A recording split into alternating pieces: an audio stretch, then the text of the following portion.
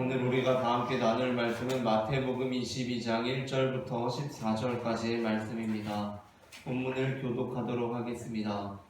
예수께서 다시 비유로 대답하여 이르시되 천국은 마치 자기 아들을 위하여 혼인잔치를 베풀었던 임금과 같으니 그 종들을 보내어 그 청한 사람들을 혼인잔치에 오라 하였더니 오기를 싫어하거늘 다시 다른 종들을 보내되 청한 사람들에게 이르기를 내가 오차를 준비하되 나의 수와 살인승을 잡고 모든 것을 갖추었으니 혼인잔치에 오소서 하라 하였더니 그들이 돌아보지도 않고 한 사람은 자기 밭으로 한 사람은 자기 사업하러 가고 번화한 자들은 종들을 잡아 보육하고 죽이니 임금이 노하여 군대를 보내어 그 살인한 자들을 진멸하고 그 동네를 불사르고 이에 종들에게 이르되 혼인잔치는 준비되었으나 청한 사람들은 합당하지 아니하니 내거리 길에 가서 사람을 만나는 대로 혼인잔치에 청하여 오라 한대 종들이 일어나가 단자나 선자나 만나는 대로 무도에 데려오니 혼인잔치에 손님들이 가득하니라. 임금이 손님들을 보러 들어올세 거기서 예복을 입지 않은 한 사람을 보고 이르되 친구여 어찌하여 예복을 입지 않고 여기 들어왔느냐 하니 그가 아무 말도 못하거늘 임금이 상관들에게 말하되 그 손발을 묶어 바깥 어두운 데로 내던지라 거기서 슬피 울며 이를 갈게 되리라 하니라. 성함을 받은 자는 많되 택함을 입은 자는 적으니라. 아멘. 오늘 이 시간 예배의 자리에 나오신 모든 성도님들을 환영하고 축복합니다. 아멘. 오늘 우리는 앞서 읽은 마태복음 22장 1절부터 14절까지의 본문으로 예복을 입은 사람이라는 제목의 말씀을 나누려고 합니다. 전해지는 말씀 가운데 하나님의 은혜가 함께 하시기를 바랍니다. 아멘. 오늘 본문을 보게 되니 예수님께서는 천국은 마치 그 아들의 혼인잔치를 준비하는 주인과 같다라고 그렇게 말씀하십니다. 그리고 그 아버지가 종들을 보내어서 손님들을 초대하게 됩니다. 그런데 어떠한 일이 벌어지니까 초대한 손님들이 다들 잔치에 참여할 수 없다라고 말합니다. 그러자 주인 아버지께서는 많은 사람들, 불특정 다수, 즉 모든 사람들, 선한 자나 악한 자나 거리에 있는 모든 사람들을 초대하여서 자기의 잔치에 참여하게 합니다. 그러자 그 잔치에 모든 사람들이 참석하게 되었습니다.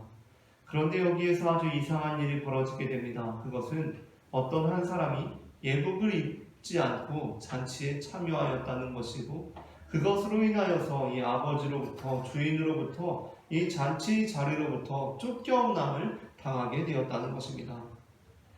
우리는 이 말씀이 예수님께서 천국이 마치 이와 같다, 하늘나라가 이와 같다 라고 하시기 때문에 대체 이 말씀이 무엇인지 잘 생각해 볼 때 예복을 입지 않은 이 사람이 당하게 된 이 상황이 너무 가혹한 것은 아닌가 라고 생각하게 되기도 합니다.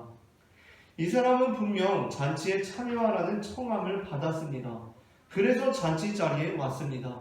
그런데 예복을 입지 않았다는 이유로 다시 그 잔치 자리로부터 퇴출당하는 것은 도대체 어떠한 상황입니까? 우리는 이 말씀을 어떻게 받아들여야 합니까? 많은 성서학자들이 대체 여기에서 예복이란 무엇인가를 두고 많이 고민했습니다. 우리가 청함을 받았다는 것, 그리고 예복을 입지 않았다는 것과 관련하여서 우리가 예복을 믿지 않았다는 것은 우리에게 하나님에 대한 진정한 믿음이 없기 때문이다 라고 해석하기도 했습니다. 그리고 어떠한 사람들은 우리에게 믿음은 있지만 그 믿음에 따르는 실천, 삶이 없기 때문이다 라고 그렇게 주장하기도 했습니다. 우리가 입술로는 하나님을 공경하지만 마음은 하나님으로부터 멀기 때문이다 라고 그렇게 해석하기도 했습니다. 그런데 그러한 해석보다도 우리는 이 말씀에서 드러나 있는 그대로 도대체 이 사람이 행한 일이 무엇인지 그리고 우리가 행하지 말아야 할 일이 무엇인지를 고민해 볼 필요가 있습니다. 우리는 이 말씀을 보게 될 때 이 예복을 입지 않은 이 사람이 당하게 된 것이 너무 가혹한 것은 아닌가라고 생각하게 됩니다. 그러나 당시 유대 사회 문화를 우리가 생각해 보면 이 사람이 예복을 입지 않고 잔치에 참여한 것이 우리가 생각하는 것처럼 그렇게 단순한 일은 아니구나 라고 생각하게 됩니다. 당시 유대 사회 문화 속에서 혼인잔치를 베풀게 된 주인은 반드시 초대하는 손님들에게 초대만 하는 것이 아니라 그 예복을 전해주었다라고 합니다. 그러니까 당신은 이 예복을 입고 이 잔치에 참여하십시오라고 예복을 전해주는 것이 당연한 관습이었다는 것입니다. 오늘날 우리나라로 보자면 결혼을 하게 되면 친구들에게 청첩장을 나누어 주지 않습니까? 청첩장을 봉투에 담아서 나누어 줍니다. 그런데 당연하게도 유대 사회 문화 속에서는 초대를 하면서 청첩장만 주는 것이 아니라 예복을 같이 주었다는 것입니다.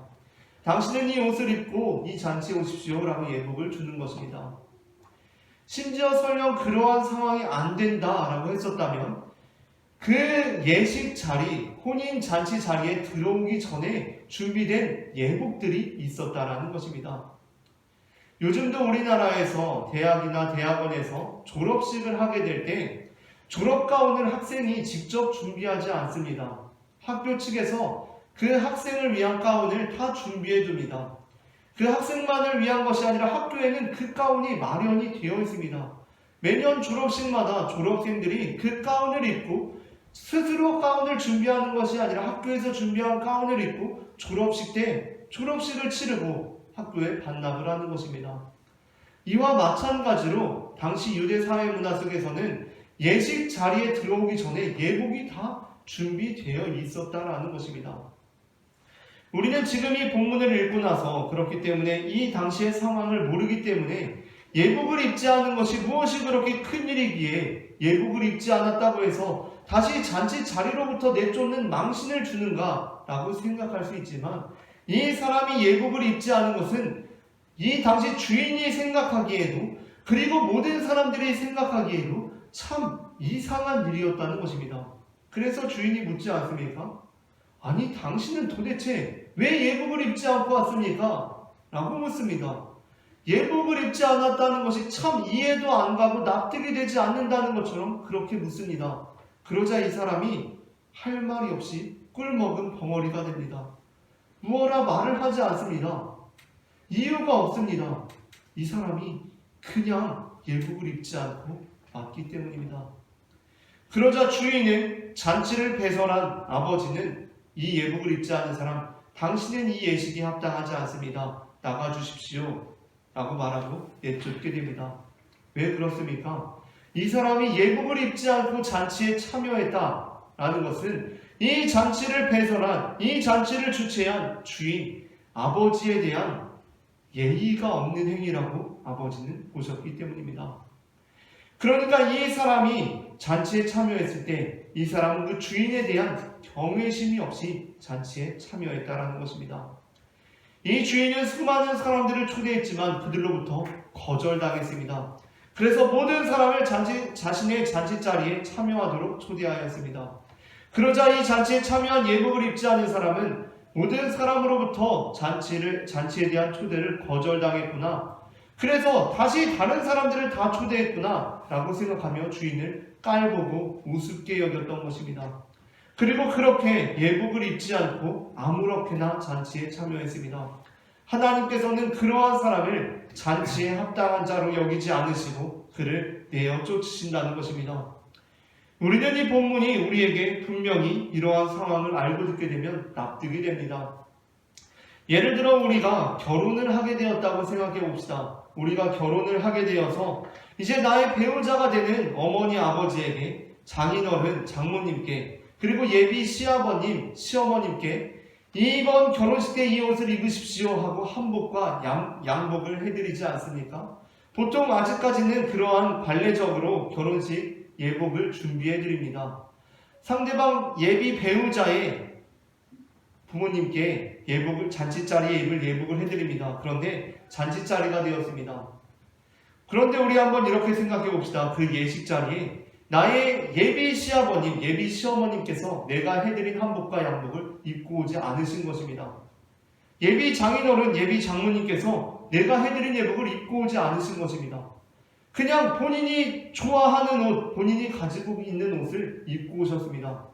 그렇다면 우리는 나의 예비 장모님, 예비 장인어른께서 나의 예비 시아버님, 예비 시어머님께서 그냥 본인이 입고 싶은 옷을 입고 오셨구나. 그냥 아무렇지 않다라고 생각하고 그 결혼을 진행할 수가 있겠습니까?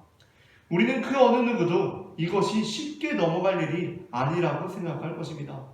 심지어 내가 준비한 것이 아니라 우리 부모님께서 상대방 부모님께 그 예복을 해드렸는데 그것을 입지 않고 왔다는 것은 우리 집안에 대한 예의를 지키지 않은 것이기 때문에 이 결혼을 그대로 진행해도 될지 아니면 여기에서 멈춰야 할지를 결정해야 할 중대한 사안이 된다는 것입니다.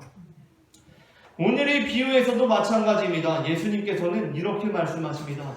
하나님의 은혜는 모든 사람들에게 열려있다. 하나님께서는 모든 사람들을 자신의 천국 잔치에 초대하셨다. 그런데 이 소식을 듣고 나서 하나님은 아주 우스운 분이시구나. 하나님은 내가 만만하게 여겨도 되는 분이시구나. 내가 그냥 하나님 앞에서 아무렇게나 행동해도 되는구나 라고 생각하는 사람은 그 구원의 잔치에 참여할 수 없을 것이다 라고 말씀하시는 것입니다. 사도 바울은 고린도전서 13장에서 사랑에 대해서 이렇게 우리에게 가르쳐주고 있습니다. 사랑은 오래 참고, 사랑은 온유하며, 사랑은 시기하지 아니하며, 사랑은 자랑하지 아니하며, 사랑은 교만하지 아니하며. 그리고 5절이 시작되면서 사도 바울은 이렇게 우리에게 가르쳐줍니다. 사랑은 무례히 행하지 아니하며 라고 가르쳐줍니다. 우리가 하나님을 사랑한다 라고 고백할 때 그 사랑은 무엇입니까? 우리가 하나님을 사랑하기 때문에 우리는 하나님께 아무렇게나 행해도 되는 것입니까? 하나님은 우리의 죄를 다 용서해 주시고 다 용납해 주실 분이시기 때문에 우리는 그 앞에서 어떠한 잘못을 범해도 상관이 없는 것입니까? 사도 바울은 우리가 잘못된 신앙을 사랑으로 둔갑하고 있다라고 지적하고 있는 것입니다. 우리가 하나님을 사랑한다라는 것, 그것은 우리가 하나님께 무례히 행하지 않는다는 것입니다. 그분에 대한 경외심을 가지고 하나님에 대한 예의를 지키며 살아간다라는 것을 의미한다는 것입니다. 빅토르 위고의 레미제라블이라는 소설을 보게 되면 그 소설에서는 자신을 유일하게 용납해준 주교를 통해서 그 삶이 변한 장발장에 대한 얘기가 나오게 됩니다. 그 소설의 이야기 속에서 장발장은 정말 절체절명의 위기 속에서 죽음을 코앞에 둔 상황 속에서 주교로부터 용납을 받고 그 주교로부터 용서함을 받습니다.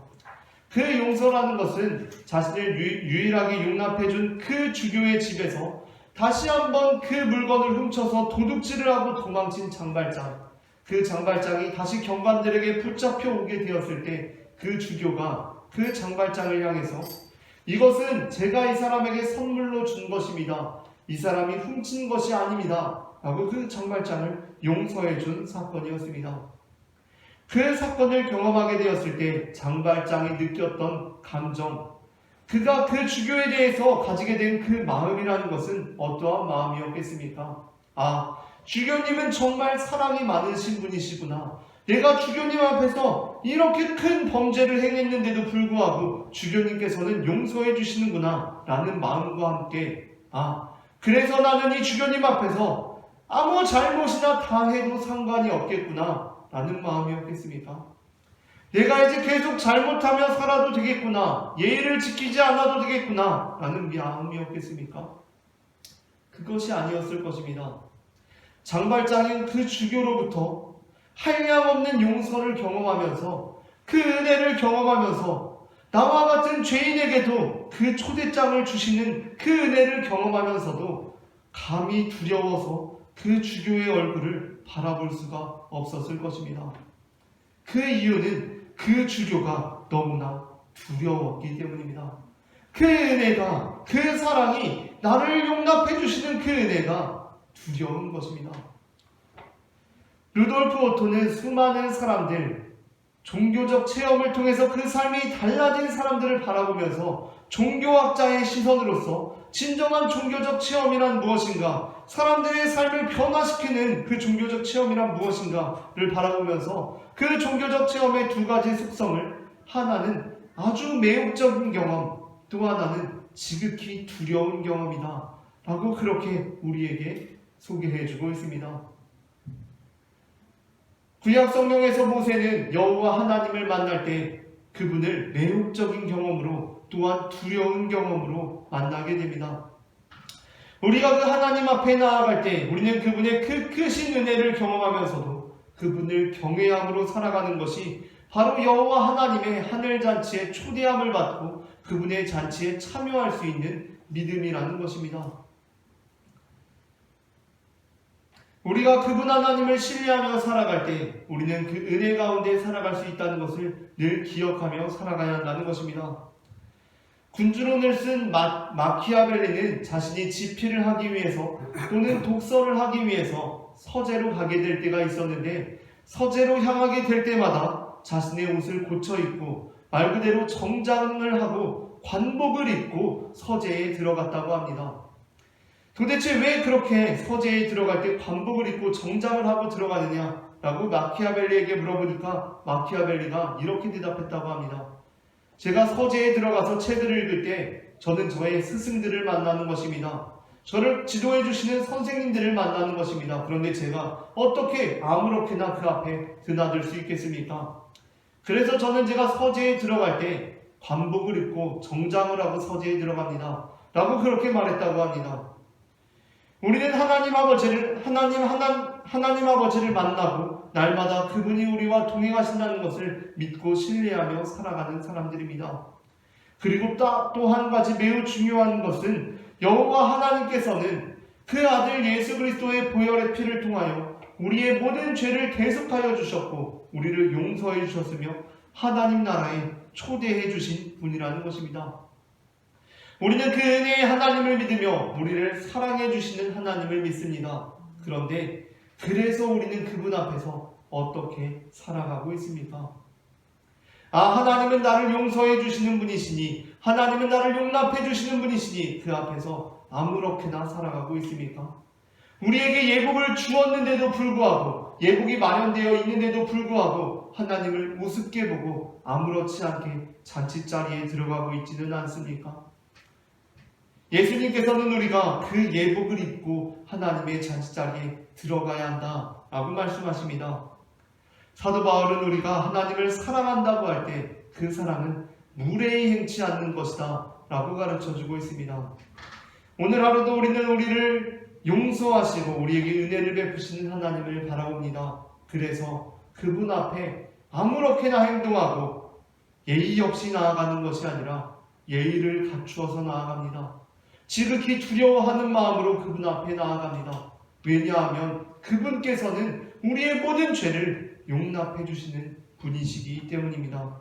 우리가 하나님 앞에 예복을 입지 않음으로 인해서 책만 받고 잔치자리로부터 쫓겨나는 사람들이 되는 것이 아니라 하나님께서 우리에게 마련해 주신 그 예복을 입고 그 잔치자리에 나아감으로 하나님께서 우리에게 준비해 주신 그 천국 잔치를 기쁘게 누리는 모든 성도님들이 되시기를 바랍니다.